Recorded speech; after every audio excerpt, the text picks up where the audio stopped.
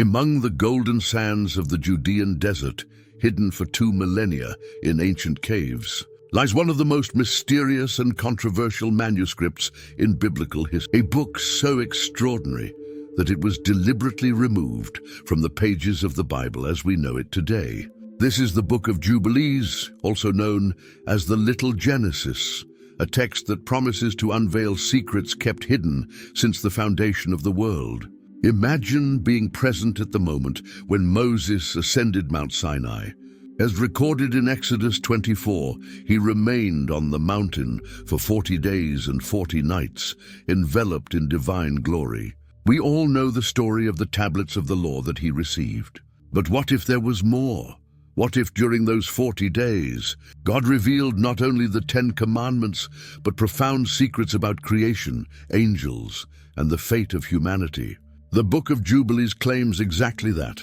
According to its own testimony, it was not Moses who directly wrote its words, but the angel of the presence, a celestial being specially appointed by God, who dictated to Moses a story that begins with creation and extends to that moment on Sinai. A story filled with details and revelations not found in any other sacred text. The preservation of this book seems miraculous. While countless ancient texts have been lost to the sands of time, the Book of Jubilees survived, hidden in the caves of Qumran alongside the Dead Sea Scrolls. In 1947, when these texts were discovered, the world was shocked. There lay not just one copy of the book, but multiple fragments in different languages, testifying to its significance for ancient communities. But here lies one of the greatest mysteries. Why did only the Ethiopian Orthodox Church maintain this book in its sacred canon?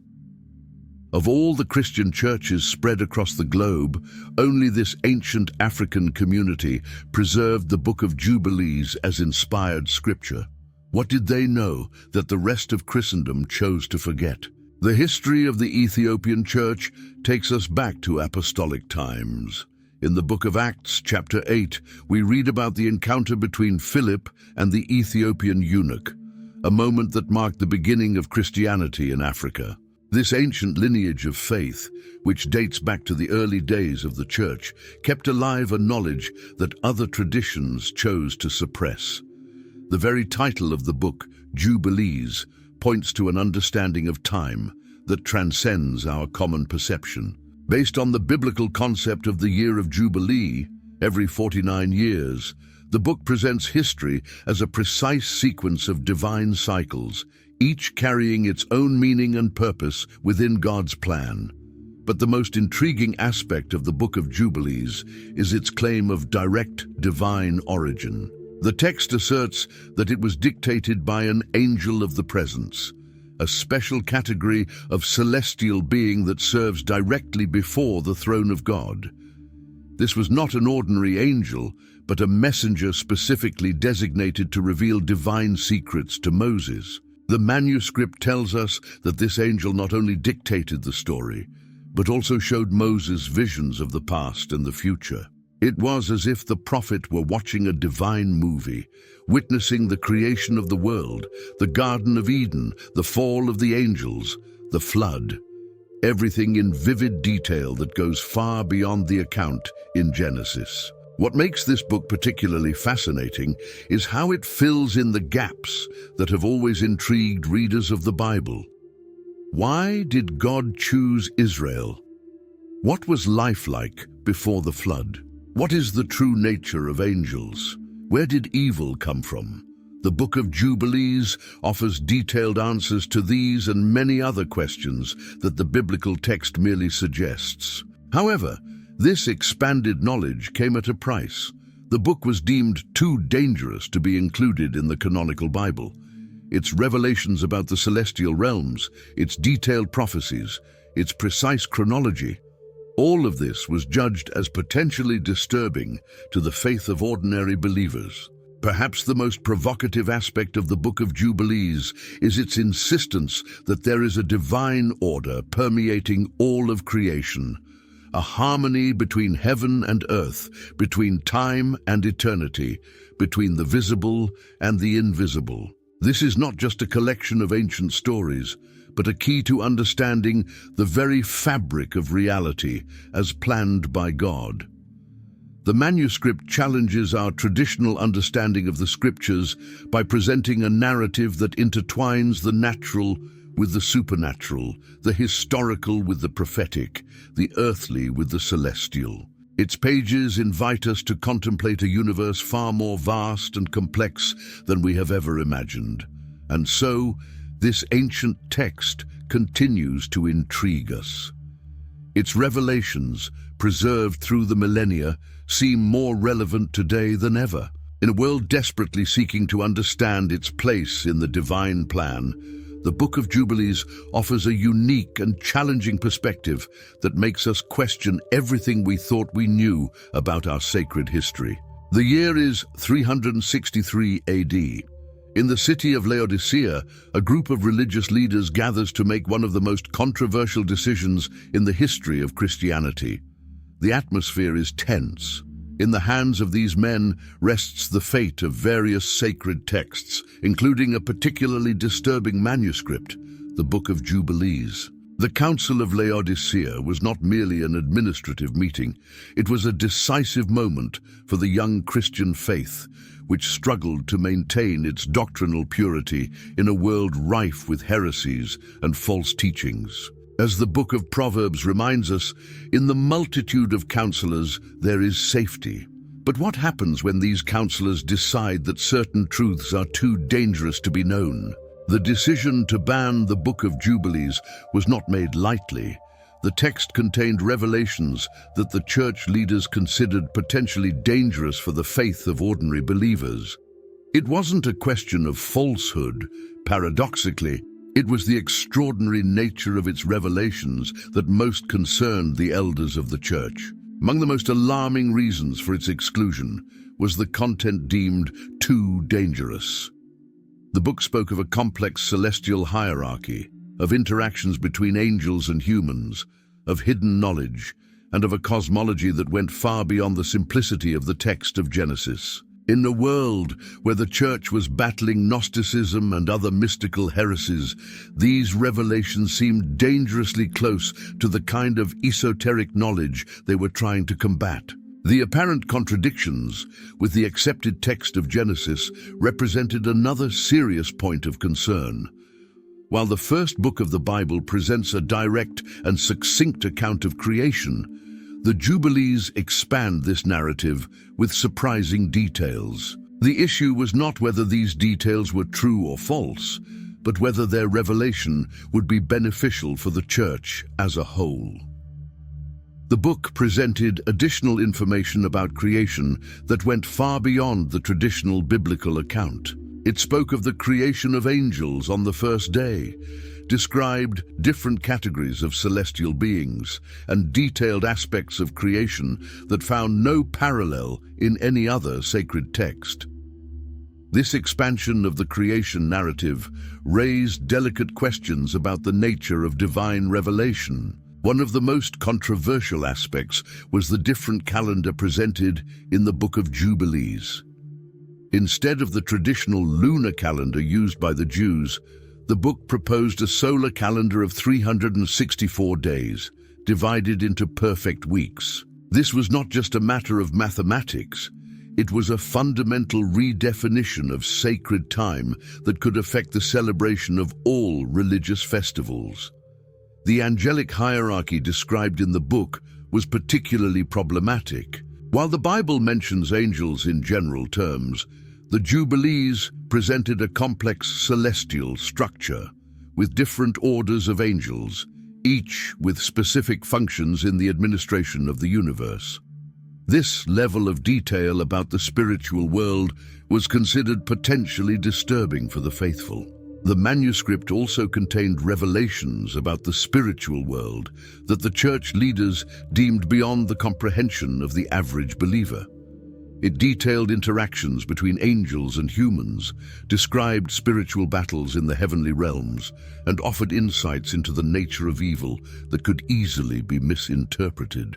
The decision to exclude the book reflected a deep concern for the preservation of truth in its most accessible form. The leaders feared that these complex revelations could confuse the faithful or lead to dangerous interpretations. As it is written in Ecclesiastes, there is a time for every purpose under heaven. Perhaps this knowledge was not appropriate for that moment in the history of the Church. The process of banishment raised profound questions about the nature of divine revelation.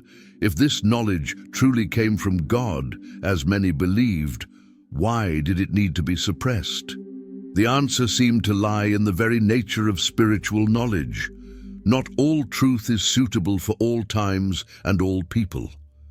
The information contained in the Book of Jubilees about fallen angels and their role in the corruption of humanity was particularly sensitive. At a time when the Church was fighting against occult practices and pagan superstitions, these detailed revelations about spiritual beings could inadvertently fuel the kind of fascination with the supernatural that they were trying to combat. The proposed calendar in the book represented more than just a simple change in the counting of time. It was a complete reconfiguration of the sacred year that could cause serious divisions in the Church. At a time when unity was crucial for the survival of the faith, such controversy seemed unnecessarily dangerous. The question that echoed through the halls of the council was disturbing. What did this book contain that needed to be kept from the eyes of the faithful? The revelations about celestial worlds, detailed prophecies, and precise chronologies, all were judged as potentially disturbing to the faith of common believers. The legacy of this decision continues to intrigue us today. While most churches followed the decree of Laodicea, the Ethiopian Orthodox Church retained the Book of Jubilees in its sacred canon. This unique preservation leads us to question, what ancient wisdom did this African church manage to maintain that the rest of Christianity chose to abandon? The controversy of the banishment of the Book of Jubilees reminds us that the history of faith is also a history of difficult choices. Sometimes, the preservation of truth requires decisions that may seem contradictory at first glance. Knowledge, like a double-edged sword, can both protect and harm, depending on the hands that wield it. Beyond the familial account in Genesis, the Book of Jubilees reveals a completely new dimension of creation, a story that challenges our understanding of the very beginning of the universe. In the beginning, God created the heavens and the earth, states the sacred text we know. But what happened before this beginning? What existed in the moments preceding the first creative word? The revelations about the first day are astonishing. Even before light was called into existence, God created the superior angels, beings of pure light and divine purpose. They were not mere messengers, but cosmic administrators, each designated for a specific function in the grand symphony of creation. Among them were the angels of presence, celestial beings who continuously stood before the throne of God, witnessing and recording each act of creation. The revealed hierarchy of angels is breathtaking. There were the angels of fire, guardians of the primordial energy of creation, the angels of winds, who directed the atmospheric currents, the angels of seasons, who would maintain the rhythm of time yet to be created. Each angelic order was established with a specific purpose, forming an intricate web of celestial administration that would uphold all of creation. Among these celestial orders stood the Watchers. These extraordinary beings were designated as guardians of divine order, observers of celestial and earthly patterns. Their original purpose was noble, to supervise creation and ensure that each element remained in its designated function. They were the eyes of God upon creation, witnesses to the unfolding of his divine plan. The Book of Jubilees reveals that the very structure of time was established before the creation of the physical world. The cycles of days, months, and years were first inscribed on celestial tablets, creating a pattern that the material universe would follow. This temporal order was not arbitrary, but a reflection of God's own nature, a God of order and purpose. When we arrive at the account of physical creation, the details become even more fascinating. Each creative word did not merely bring something into existence. It established laws and standards that would govern creation forever. When God said, "Let there be light," it was not just physical light that emerged, but the entire structure of energy and matter was established. The manuscript reveals surprising aspects about the Garden of Eden that go beyond the Genesis account. The garden was not merely a physical location on earth, but a point of intersection between heaven and earth, a place where the material and the spiritual met in perfect harmony. It was a microcosm of what all creation was meant to become. The true nature of the tree of knowledge of good and evil gains a deeper dimension in the Book of Jubilees. It was not just an ordinary tree with special properties, but a portal of revelation, a divine test carefully designed. The fruit of this tree contained not only moral knowledge, but an understanding that could fundamentally alter the nature of whoever consumed it. The text details how each element of creation was placed under the supervision of different angelic orders. The angels of fire oversaw the most basic elements of matter. The angels of waters ensured the correct flow of seas and rivers. The angels of seasons maintained the rhythm of natural cycles. It was a complex and harmonious celestial administration. Particularly fascinating is the revelation about the creation of human beings. The Book of Jubilees explains that before forming Adam from the dust of the earth, God consulted with the angels of presence, not because he needed advice, but to establish a pattern of cooperation between the celestial and terrestrial realms that would continue throughout history. The manuscript reveals that the very language of creation, the words used by God to call things into existence, was preserved and transmitted to Adam. This sacred language was not merely a means of communication, but carried within it the creative power, an echo of the divine word that brought all things into being. The order and harmony of the original creation are described in striking detail. Each creature knew its place and purpose. Animals communicated with Adam in the universal language of creation. There was no conflict between species, no fear, no death. It was a perfect reflection of the harmony that existed in the celestial realms. The Book of Jubilees explains that the very concept of time was established as a sacred dance between the celestial and the terrestrial. The movements of celestial bodies, the seasons of the year, the cycles of life, all choreographed in a perfect symphony that reflected the glory of the Creator. The fall was not merely a moral tragedy, but a cosmic rupture that affected all levels of creation. When Adam and Eve disobeyed, it was not just their relationship with God that was impacted. The entire structure of reality suffered a distortion. The original harmony between heaven and earth was broken. The manuscript reveals that even after the fall, vestiges of the original order remained. The angels continued their administrative functions, albeit with greater difficulty. The sacred language of creation survived in fragments through the generations. The celestial patterns continued to influence earthly cycles, even if in a less perfect manner. This expanded vision of creation helps us understand why the Book of Jubilees was considered so significant and so dangerous. Its revelations are not only about the past, but offer a window into understanding the true nature of reality. The relationship between the visible and the invisible, the temporal and the eternal.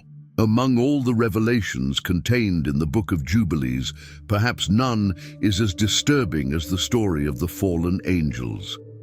The account begins where Genesis 6:1-2 only briefly mentions. When human beings began to multiply on the earth and daughters were born to them, the sons of God saw that the daughters of humans were beautiful, and they married any of them they chose. The Book of Jubilees expands this narrative with astonishing details about who these sons of God were. They were the Watchers, those very angels created on the first day, originally designated to be guardians of creation.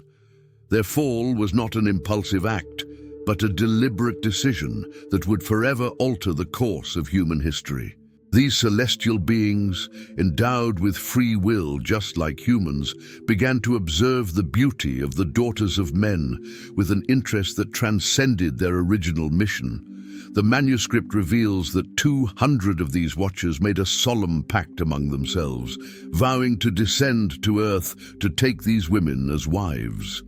This forbidden pact was sealed on Mount Hermon, a specific geographical detail that adds a tangible historical dimension to the narrative. Semjaza, the leader of these angels, initially expressed concern about this plan.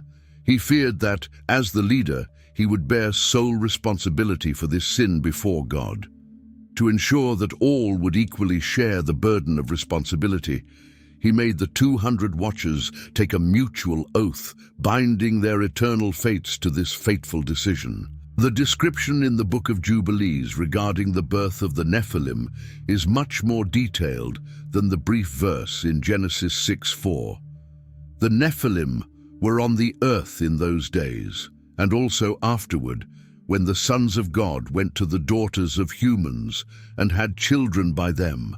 They were the heroes of old, men of renown. The text reveals that these hybrid beings were not only enormous in stature, but possessed abilities that surpassed both human and angelic qualities. According to the manuscript, the Nephilim grew to become giants 3,000 cubits tall, creatures with insatiable appetites who began to devour not only the fruits of the earth, but also animals, humans, and each other. This physical corruption was merely a reflection of a much deeper moral decay that had been introduced into creation. But the true horror lay not just in the existence of these hybrid beings. The Book of Jubilees reveals that the Watchers began to teach humanity knowledge that should have remained secret. Azazel, one of the leaders, taught men the art of making swords, knives, shields, and armor.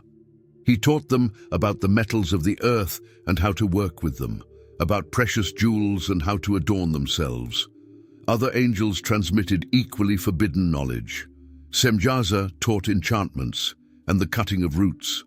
Armaros taught how to break enchantments. Barakiel taught astrology. Kokabel taught the signs of the stars. Zekiel taught the signs of lightning. Each piece of knowledge transmitted further distanced humanity from its original innocence and drew it closer to its destruction. The women were not merely passive recipients of this corruption. The manuscript details how they learned the art of cosmetics, adornment, and seduction. They learned about herbs and enchantments, potions and sorcery. This knowledge, which might seem innocuous in modern eyes, was regarded as a perversion of the natural beauty that God had created. Corruption spread like a plague across the earth. Men began to create increasingly deadly weapons, practice sorcery and divination, and seek power through supernatural means. Women learned to alter their appearance with cosmetics and jewelry, straying from the original simplicity of creation.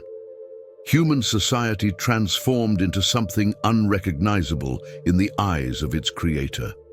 The Book of Jubilees reveals that this transmission of forbidden knowledge was as grave as the very union between angels and humans. It was not merely a matter of miscegenation between celestial and terrestrial beings, but the premature introduction of knowledge that humanity was not prepared to handle responsibly. The consequence of this corruption was the rise of violence and wickedness on the earth. The text explains that the Nephilim not only terrorized humans with their physical strength, but also corrupted them by their example of violence and greed. The earth became filled with blood and injustice, echoing the words of Genesis 6:5. The Lord saw how great the wickedness of the human race had become on the earth, and that every inclination of the thoughts of the human heart was only evil all the time. The manuscript details how this situation led to the Great Flood. The corruption had become so profound and widespread that only a total purification could cleanse the earth. The Watchers were imprisoned in the depths of the earth, awaiting final judgment, while their offspring, the Nephilim, were destroyed in the flood. But even after the flood, the legacy of this forbidden knowledge remained. The Book of Jubilees suggests that many of the occult practices and esoteric knowledge that persisted through the centuries have their origins in this ancient transmission of celestial secrets. Once revealed, this knowledge could not be completely erased from human memory. The story of the fallen angels in the Book of Jubilees serves as a warning about the dangers of seeking knowledge beyond the limits established by God. It demonstrates how the thirst for power and knowledge, when not tempered by wisdom and reverence for God, can lead to the destruction not only of individuals, but of entire civilizations. After the flood, when the waters receded and a new era of humanity began, the Book of Jubilees reveals a divine system of chronology that transcends our common understanding of time. This system was not merely a way to count days and years, but a reflection of the very celestial order established at creation. The concept of Jubilee, from which the book derives its name, is grounded in a sacred cycle of 49 years. As revealed in Leviticus 25:8, you shall count 7 weeks of years, 7 times 7 years, so that the days of the 7 weeks of years shall be 49 years. However, the Book of Jubilees expands this concept into something much deeper and more comprehensive. Each Jubilee represents not only a temporal milestone, but a complete cycle within the divine plan. The number 49 was not chosen by chance. 7 times 7, perfection multiplied by itself. The 50th year, the year of the Jubilee itself, marks a moment of liberation, restoration, and new beginnings. It reflects the pattern established in creation, where God worked for 6 days and rested on the 7th. The manuscript reveals that from creation until the time it was given to Moses, exactly 49 complete Jubilees had passed.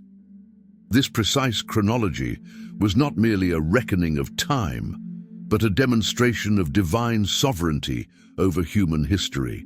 Each significant event was precisely positioned within these sacred cycles. The actual ages of the patriarchs, one of the most intriguing aspects of the Book of Genesis, gains a new perspective in the Book of Jubilees. The text not only confirms these long lifespans, Adam living 930 years, Methuselah reaching 969 years, but also explains the divine purpose behind this initial longevity. It was necessary for the first humans to live so long to establish the foundations of civilization and transmit divine knowledge through generations. The calendar revealed in the Book of Jubilees is surprisingly precise and mathematical. With 364 days divided into 52 perfect weeks, this solar calendar differed significantly from the lunar calendar traditionally used by the Jews. Each year was divided into 4 equal parts of 91 days, with each part marking a season. This structure ensured that religious festivals always fell on the same days of the week, year after year. The importance of this chronological knowledge transcended mere timekeeping. The manuscript reveals that the very rhythm of creation, the flow of the seasons, the movement of celestial bodies, all were synchronized in a precisely orchestrated cosmic dance. The festivals and celebrations were not merely memorials of past events, but alignments with celestial patterns established since the foundation of the world. The book details how each patriarch was born, lived, and died at precisely determined moments within these sacred cycles. Abraham was not born at a random moment in history. His birth marked the beginning of a new jubilee. The same pattern repeated with Isaac, Jacob, and the other patriarchs. Each significant life in the divine plan was chronologically aligned with these celestial cycles. This chronological precision served a greater purpose than simple historical remembrance. The Book of Jubilees suggests that understanding these cycles was fundamental to grasping prophecies and the unfolding of the divine plan. Time was not viewed as a linear sequence of events, but as a cyclical pattern reflecting deeper spiritual truths. The manuscript reveals that each Jubilee not only marked the end of one cycle and the beginning of another, but also brought specific revelations about God's character and purposes. Some Jubilees were marked by judgment, others by mercy, and still others by a progressive revelation of divine truth. It was a system that demonstrated both God's justice and grace at work throughout time. The counting of time in the Book of Jubilees also served as a prophetic tool. By understanding the patterns established in previous cycles, it was possible to discern what was to come. This was not about divination, but about comprehending divine patterns set in place since creation. It was knowledge that allowed the faithful to align themselves with God's timing, not just human timing. The 364-day calendar presented significant practical and spiritual advantages. With 52 complete weeks, it ensured that the Sabbath, the sacred day of rest, always fell on the same day. This created a perfect harmony between sacred and secular time, between celestial cycles and religious observances on earth. The significance of this chronological knowledge is revealed in the very purpose of the book. It was essential for God's people to understand not only the events of sacred history, but their precise position within divine time. This understanding allowed for a deeper synchronization with celestial purposes, an alignment with the very rhythm of creation. The Book of Jubilees presents time as a divine tapestry, where each thread represents a moment precisely positioned in God's plan. History was not seen as a series of random events, but as an intricate and meaningful design, with each moment connected to all others in a divinely ordered pattern. This chronological system also served as a constant reminder of God's sovereignty over time.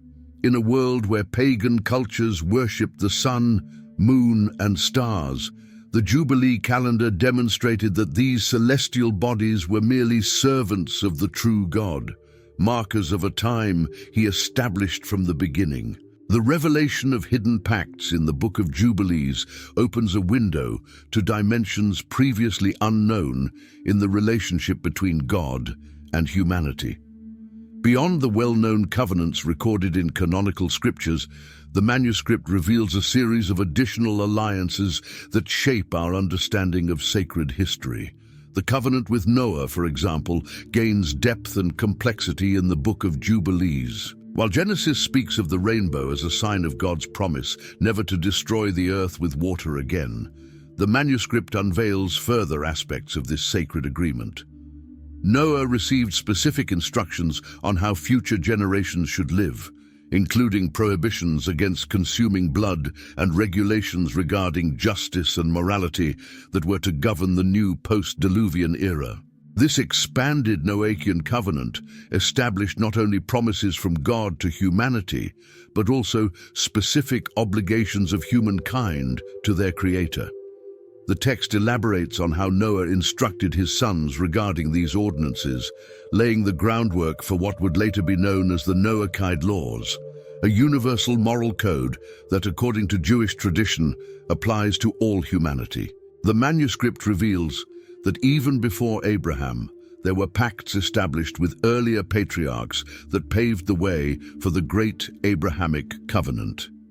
Each generation inherited not only the promises of their predecessors, but also additional revelations that expanded and deepened the relationship between God and his chosen people. The covenant with Abraham, so fundamental to the Judeo-Christian faith, is presented in the Book of Jubilees with surprising details that complement the account in Genesis. The text reveals that when God called Abraham to leave Ur of the Chaldeans, It was not merely a call to a new land, but a restoration of sacred knowledge that had been lost since the days of Noah.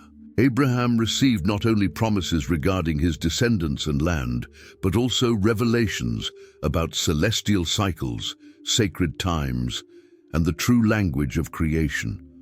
The manuscript suggests that before the confusion of languages at Babel, there existed a universal sacred language, the same one Adam spoke in the Garden of Eden.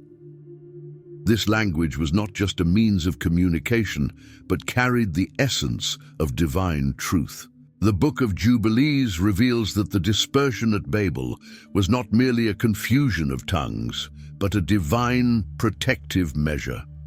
The text suggests that humanity was on the verge of discovering celestial secrets for which it was not prepared, reminiscent of the forbidden knowledge transmitted by the Watchers before the flood.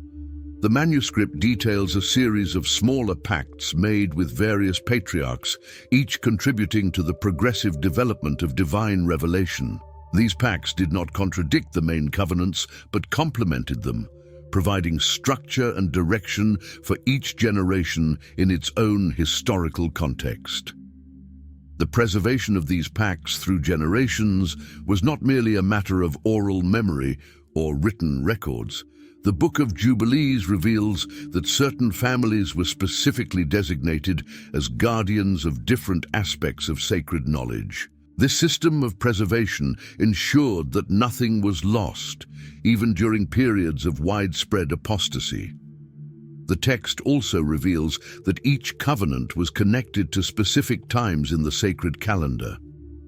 Certain alliances were established at precise moments of the year, creating spiritual connections that would cyclically repeat. This temporal pattern served as a perpetual memorial of divine acts in history. The Book of Jubilees presents these pacts not as isolated events, but as part of a unified divine plan unfolding through the generations. Each covenant built upon the previous ones, progressively revealing more of God's nature and purposes for humanity. The Book of Jubilees contains prophecies that go far beyond those found in canonical texts, revealing an extraordinary dimension of the divine plan for Israel and all humanity. These predictions, considered too dangerous to be included in the traditional Bible, offer a unique vision of the future and the role of angels in human history.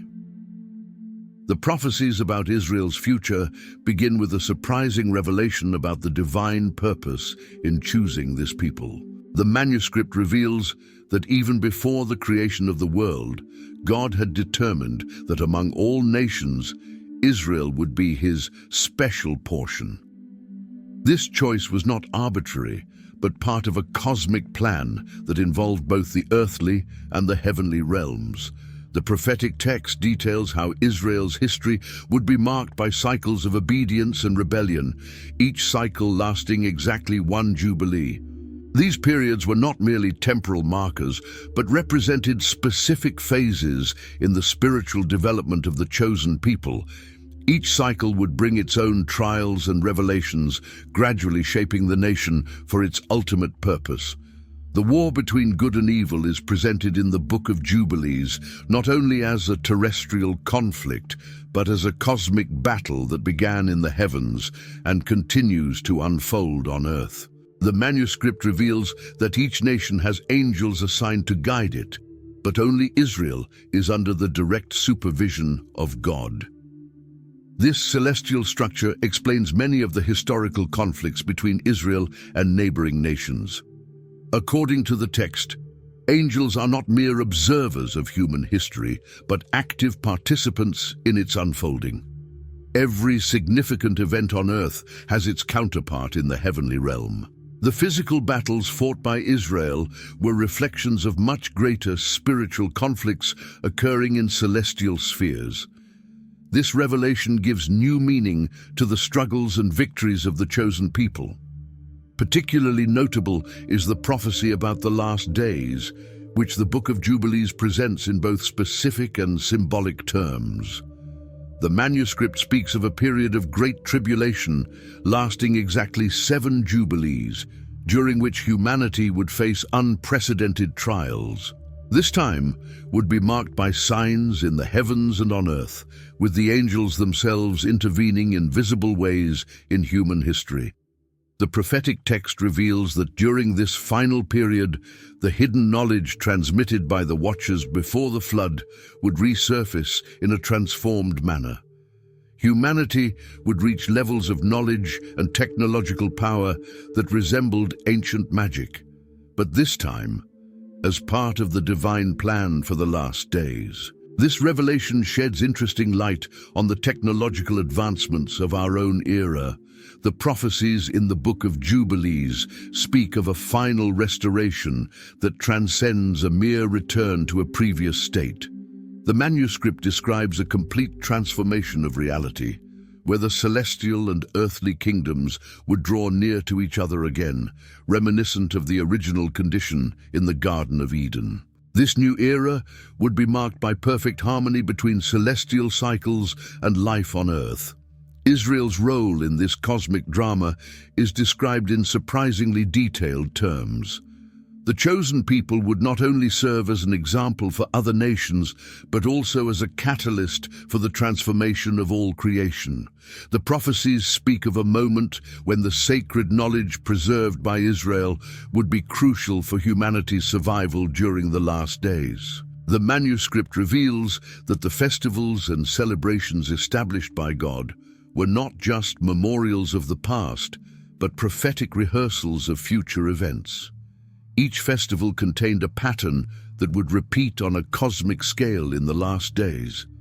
This understanding gave new meaning to religious observances and explained why it was so important to maintain them at the exact times established by the sacred calendar. The prophecies concerning the end times are presented in a precise structure of jubilees, each period marking a specific phase of the divine plan. The manuscript reveals that just as creation occurred in 6 days, followed by a day of rest, human history would follow a similar pattern of 6,000 years, followed by a millennium of rest and restoration. The Book of Jubilees explains why these prophecies were deemed too dangerous for general knowledge. The text suggests that certain revelations should only be understood in their proper times, as premature knowledge could lead to misinterpretations and hasty actions. This is one of the reasons why many of these prophecies were suppressed from the canonical Bible. The manuscript also reveals that each generation would receive only the portion of prophetic understanding necessary for its time. Certain prophecies would remain sealed until the appropriate moment for their revelation, following a divine pattern of progressive illumination through the cycles of the Jubilees. The prophecies contained in the book were not limited to future events, but included revelations about the purpose and destiny of each human soul. The text suggests that each person has a specific role in the grand cosmic drama, even if they are not aware of it. This knowledge was considered particularly sensitive, as it could be misinterpreted or used harmfully. The most controversial aspect of these prophecies was their revelation about the ongoing interaction between angels and humans throughout history. Unlike the fall of the Watchers, these future interactions would be part of the divine plan, occurring under divine direction and control. This perspective challenged the traditional understanding of the separation between the celestial and terrestrial realms. The Book of Jubilees, even though excluded from the traditional biblical canon, has left an indelible mark on the development of Judeo-Christian faith. Its influence can be detected in various New Testament texts, where subtle references to its teachings appear at crucial moments in the gospel narrative.